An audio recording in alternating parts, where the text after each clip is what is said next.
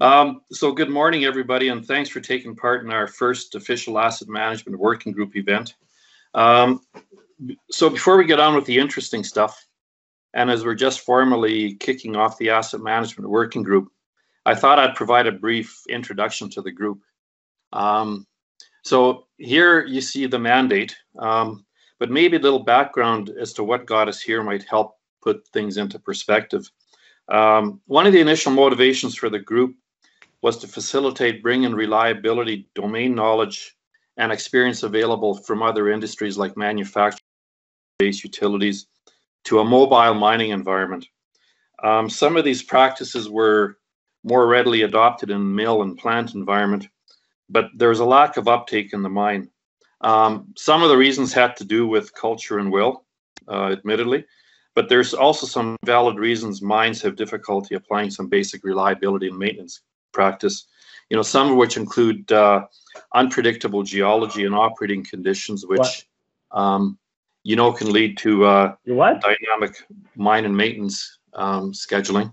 I was going to say variable and at times harsh operating conditions, which result in variable duty cycles for equipment, making comparisons difficult from site to site or even seasonally, and hard to predict component lives.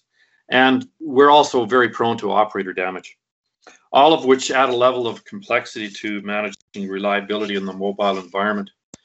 Is also partly a resource issue because larger mines with dedicated resources are able to make some progress, but smaller mines with limited resources have challenges implementing sustainable reliability and maintenance programs, and they're looking for direction and support.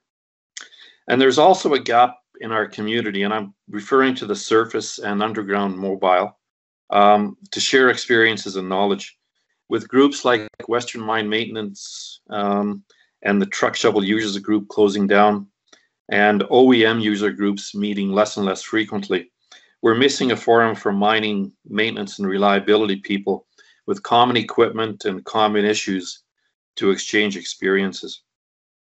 So the GMG has a membership, the org structure, and a collaboration model that provide an ideal forum to encourage the sharing of knowledge and experience. One of our true strengths is the global membership base we get, so we get a wide range of perspectives. And the GMG is also an inclusive mix of operators, OEMs, OTMs, and solution providers. And this supports the key premise of the group, which is that operators will define the priorities and the supply side defines solutions and opportunities. So the challenge is to learn and apply relevant knowledge from existing groups and apply it to a mining context without reinventing the wheel. Next slide, Dominica. Just want to talk a little bit about our objectives. Our objectives focus on, I'm not going to read, no, back. There, we're good. I'm not going to read through these, but the objectives basically focus on collaboration within the mining community and with other organizations to leverage existing knowledge and identify practices that work in a mobile mining context that result in guidelines for the benefit of the industry. And while leveraging external best practices to improve our reliability, performance, and practices, our reliability community can also benefit from the knowledge that we share through other working groups within the GMG community to enable innovation in reliability and maintenance. For example, the sensors and communication systems enabling autonomous mining, I think they have an even greater value in providing real-time condition data to improve reliability.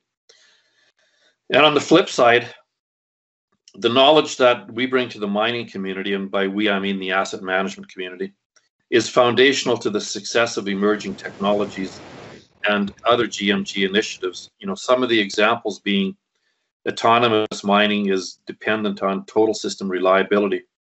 And, more recently, battery electric vehicle systems, they're going to require disciplined and structured protocols to maintenance to ensure safety and reliability of the systems. So that's a little bit of the background. I just want to spend a little bit of time talking about our immediate priorities. Dominica, next slide, please. So in our industry outreach and activities so far, the following priorities have emerged. So the biggest issue is, where do we want to go and how do we want to get there? What is a vision for asset management appropriate to the mining context? What works in a refinery or mill may not be practical or may not even work in a mobile mining context. So there's a common interest in creating an asset management framework that's relevant to mining and a roadmap to get there. So as a start, there is interest in referencing the ISO 55000 guidelines as a start for the framework. So along these lines, David Daines from Australia, formerly from BHP, he's now retired, is helping facilitate the mining industry contribution to a revision of the guideline. And he's leading a GMG working group to coordinate input from our members. And he'll be providing an update to the GMG early in the new year. So that'll be actually probably our next asset management working group event. So other priorities include developing a common taxonomy, including definitions, metrics, KPIs. I mean, if we want to start to compare MTBF, component lives, or availabilities, we need to start with a common definition of an hour. Are we comparing on the basis of SMU hours, operating hours, etc.? So this is addressed in the recently released GMG time usage model and the guideline for standardized operational definitions, including availability and utilization. And as one of our first priorities, we can build on the time model and develop a definition for OEE. I think the answer is in the model. And although it hasn't been addressed as a priority, there's a lot of interest in benchmarking, but until we have common definitions and metrics, benchmarking is a non-starter. So just going down the rest of the list briefly, work management, developing guidelines for work management. This is huge, but it can be broken down into basic work management activities. You know, for example, what does a good job plan look like? What are some common guidelines for assigning priorities to work orders? So it's a big list, and it has a big impact on our performance.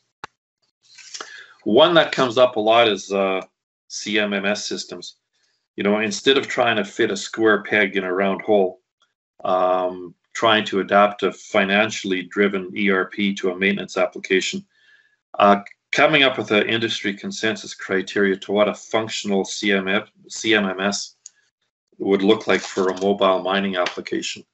And we may not be able to influence the development, or may not be able to influence the SAPs and the JD Edwards, but we can definitely provide our members a basis on which they can make an informed system selection and specification.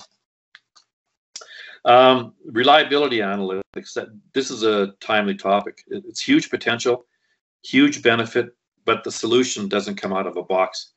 It takes dedicated resources and an established data infrastructure. You know, so but part of our collaboration is, what are some of the lessons learned from organizations that have gone down this path? You know, some of the more recent advances in machine health data collection and the technology to get the data to the user have pointed out a gap between the ability to collect the data and the ability to apply it to get real value out of it. So there's an opportunity to collaborate to leverage the data to generate effective action, and and the other one is to collectively influence the OEMs for access to our data. I also touched on battery electric above. As it's getting rolled out, there's a lot of interest in reliability and maintenance protocols for battery electric vehicles.